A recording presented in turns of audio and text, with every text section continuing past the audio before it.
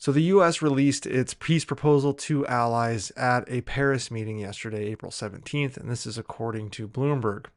After taking a look at what is in the peace proposal, it is nothing short of an embarrassment. It is peace at all costs selfishness from the Trump administration, seeking a trophy in the form of, I don't know, a Nobel Peace Prize or something for just getting the deal done. But in reality, the deal rewards Russia's aggression, undermines Ukraine's sovereignty, and fails to deliver a sustainable peace. As a country that was once committed to democratic values, we Americans must recognize this proposal as a short-sighted capitulation that betrays a nation defending the principles we uphold.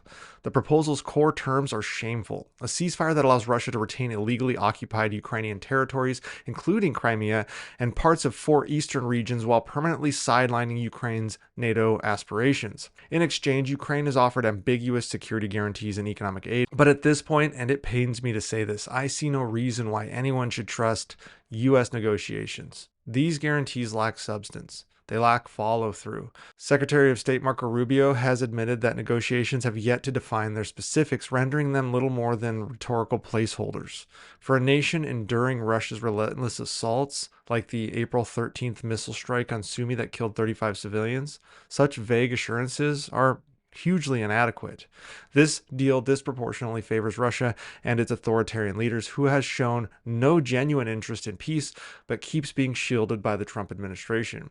By legitimizing Russia's territorial gains and easing sanctions, the proposal emboldens a regime that continues to bomb Ukrainian cities. Disturbingly, Rubio's warning that the U.S. could abandon mediation within days signals a lack of resolve, undermining the prospects of robust enforceable guarantees. He literally just said, we'll walk away. So Trump went from this deal being done and peace coming in 24 hours to, well, it's going to be about 100 days to, oh yeah, well, it's Biden's war, to now we're just at, fuck it.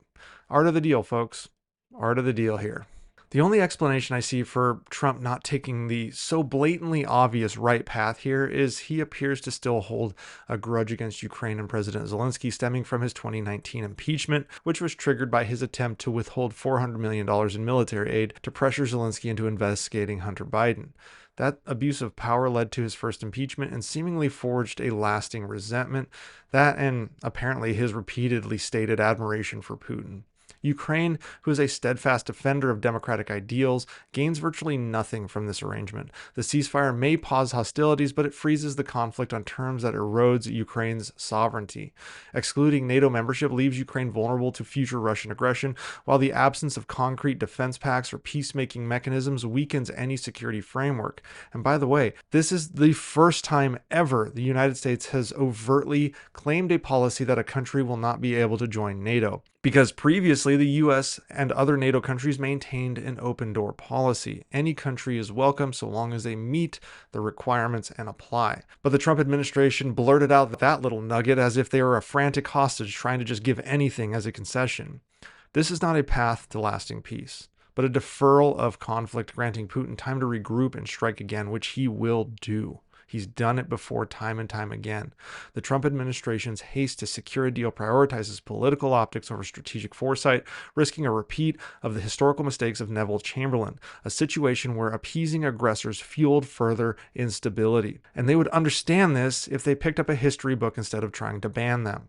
Ukraine's fight is not just for its own freedom, but for the democratic values we champion globally. To abandon Ukraine now, offering concessions to a war criminal like Putin, is to compromise our credibility and moral standing even further than it already has been.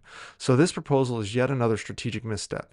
It rewards Russia's violations of international law, leaves Ukraine defenseless, and jeopardizes future stability around the globe. I keep saying it, but we must advocate for a revised approach, one that prioritizes Ukraine's territorial integrity, enforceable security commitments, and alignment with NATO. Only then can we support a peace that upholds justice and our shared democratic principles.